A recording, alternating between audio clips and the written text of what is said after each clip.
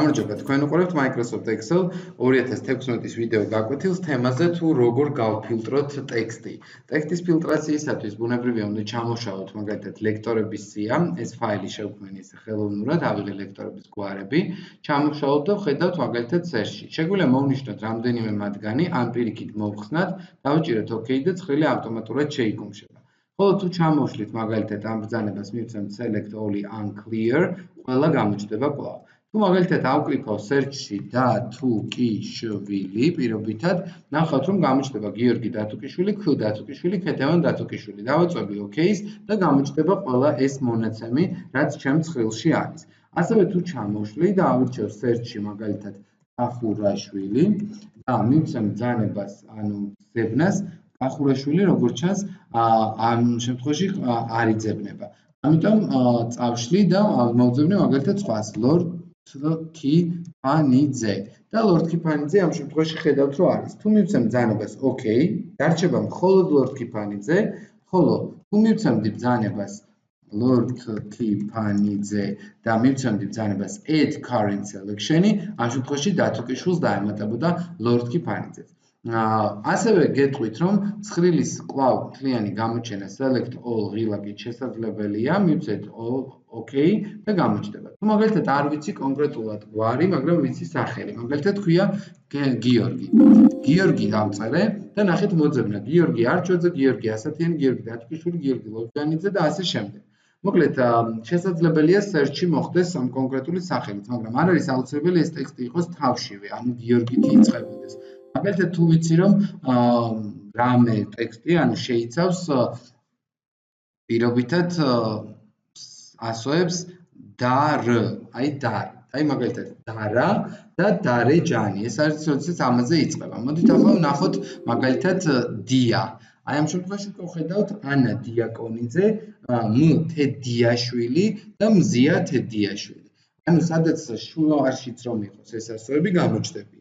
ასევე არის ბრძანება text filtri, სადაც არის equal to ან ტოლია, ზუსტად ტოლია მაგალითად გიორგი და ასევე შეგიძლიათ აირჩიოთ equal to მაგალითად დავითი. თუ მივცემთ ბრძანებას ors, ან გიორგი იქნება, ან დავითი და აი უნდა მიგვეღო მონაცემი, სამწუხაროდ ვერ მივიღეთ ვერც ერთი, აბა ვნახოთ custom filter-ი გიორგი და დავითი. არც ერთის ტოლი შინაარსის მქონე არ აქვს, მაგრამ თუ ავირჩევთ არა equal, ზუსტად გიორგის მქონე უჯრა არ აქვს, მაგრამ თუ ავირჩევდით უჯრას და მეტყვით რომ contains, ანუ შეიცავს და აქაც ავირჩევთ contains გიორგი ან დავითი, OK-ს დავაწვევით და მივიღებთ აი ყველა გიორგის. როგორც ჩანს, დავითი ჩვენ არ გვყავს ლექტორი ბაზაში. ავირჩევთ custom filter-ი და მოდით ახლა შევცვალოთ ქეთევანი. დავაჭიროთ OK-ს და ნახავთ რომ მოწყობა ქეთევან უნდა და ამ შემთხვევაში გამოჩნდება. ნახოთ ქეთევან OK და აი კი ბატონო გამოჩნდა ქეთევან დათუკიშვილი, ქეთევან ინწკირველი, ალბათ დავით იქნებოდა. მოდით შევამოწმოთ custom filter-ი და ვნახოთ დავით და დავაწვეთ OK ღილაკს. აი დავითი გამოჩნდა მაგალითად თუთბერიძე. კარგით, ნახოთ კიდე რა არის text filter-ში. ანუ მაგალითად გვაქვს begin with, ანუ იწყება და იწყება მაგალითად ასო g-ზე, OK და ვნახავთ ყველას ვინც იწყება g-ზე. ასევე შეგვიძლია ვნახოთ მაგალითად ends with ia და ამოვაგდოთ მაგალითად მეგრელები. და მივიღებთ რომ აი ბატონო ვისი გვარიც თავდება ia-ზე. ან დავუშვათ შეგვიძლია ამოვაგდოთ ისინი ვისი გვარიც თავდება ia-ზე, ან end with მაგალითად va. და აი ნახავთ რომ end-ი არ უნდა გქონდეს მოწიშნული or ანუ ან ia-ზე ან va-ზე უნდა მთავრდებოდეს. და აი მივიღეთ უკვე va-ზე და ia-ზე დასრულებული გვარები. ასევე გეტყვით რომ კიდევ ფილტრაციას მოხსნის შემდეგ შეგვიძლია განვაგრძოთ და ნახავთ რომ ეს არის უკვე contains ან does not contains, რომელიც ჩვენ custom filter-ში ისედაც ვნახეთ, ანუ contains და აი შეიცავს.